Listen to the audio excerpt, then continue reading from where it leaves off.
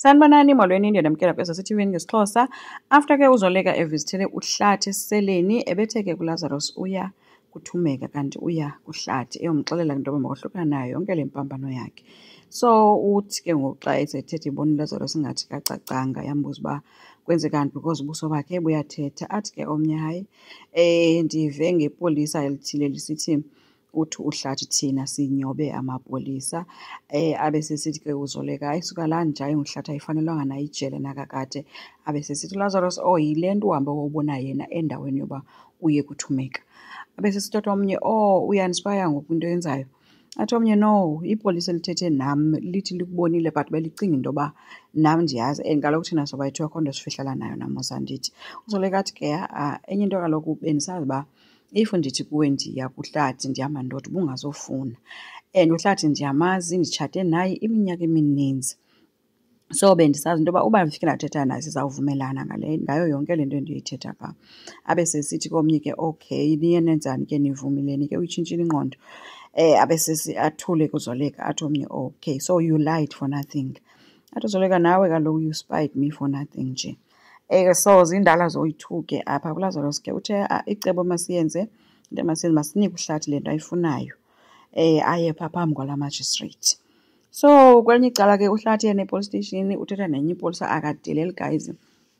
Amapolisa abiza ngee-puppets uthi banee-bosses ii-bosses zabo ngooZoleka. So ipolisa izomxelela into yoba yona namhlanje i-bail hearing yakhe.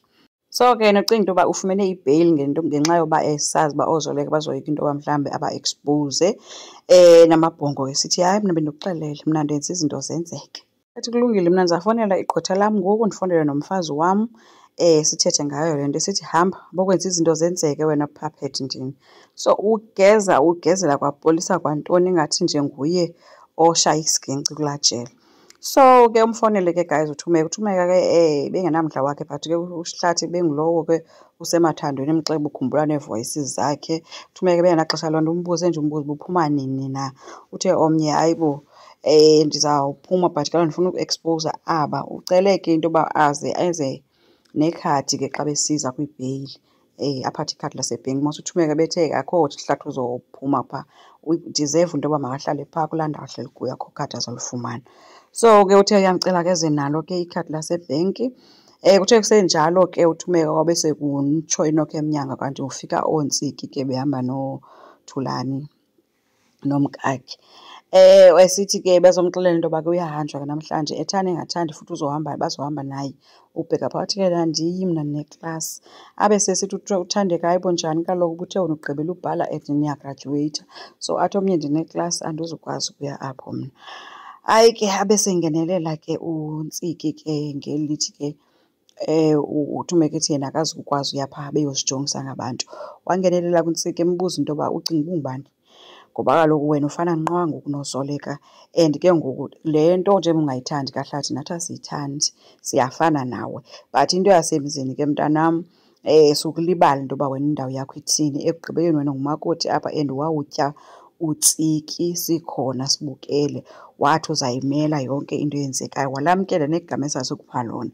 So uthumeka umbuze ukuba wazi ntoni ke wena ke ngokuba ngumfazi sisiNtsiki. Yahlekela phezulu intombi enkulu enguNtsiki sithi hayi bo noZoleka wayethetha kanje ngawe ecinga uba iringi into yonke. Ethi ke noba kunjani ke wena noba liyatshisa noba liyaduduma wena namhlanje sihamba nawe siya phaa siyobona umyenakho.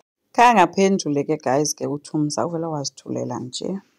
Epolice station ke uHlathi ubonakele ehleli ke negqwetha lakhe yaconsulta phaa.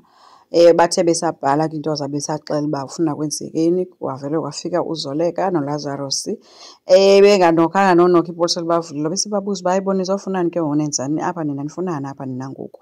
Hayi ke babe sebesithi ke abanye hayi sibicela nje upalisa kasinike igumbi kancinci sifuna uthetha nawe. Waphuma kupalisa kushiyeke uZoleka ebuza ke kuHlathi ngegama elithi Patrick Holomisa uba ikho nto eringayo na ibhell eringayo ngalo. Buza omnye uba befanele biringe utsho uHlathi. Wathi komnye okay no ayinamsebenzi kodwa ngo-2005 i-state lawyer esasiyitshomi kaMongezi Shezi. Wena aba ubanyobile ngento kaQhawekazi. uLazarus wamkhumbuza ke noba ke lowo hulumisa lowo akaseyiyo ke laa junior clerk wayekade eyiyo, sele engumantyi njengangoku, nguye futhi ojongene ne-bail hearing yakho.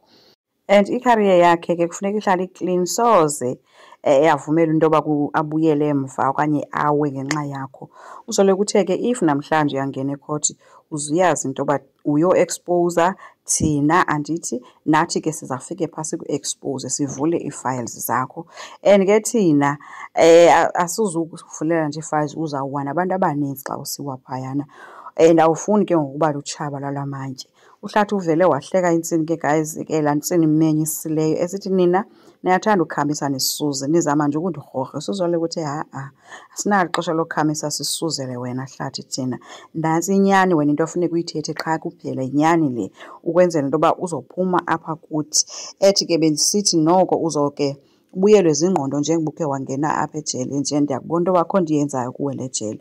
uLazarus umxelele ke into yoba le nto uba awuyenzi ke uziyazi uba nothumeka uzawubanjwa, ngoba kaloku naye uyiphathi yayo yonke le nto, wayekusapota ngayo yonke into wawuyenza wena. And sinaso istatement sakhe esivuma yonke into. Wathi ke akekho msulwa ke uthumeka. uHlathi kude wathi ke xa jonga wathi kuzoleka uthetha into bungenza loo nto kumntana kowenu. Kuphendule uLazarus, uzoleka engaphenduli, sithi umntana kowabo kaloku naye wathatha ilife yakhe for 20 years akakho msulwa. Ethi uzokwenza njani ke ngoku xa kuthiwa uyanga ubona abazali bakhe befakwa kwiveni bobayi-2? Wathi uyandithethi ke ngoku likamva lihleli lingavani, uzokwanyanya more asokwazi into yoba wena wathatha inkosikazi yakhe woyifaka, umama wakhe wamfaka ejele.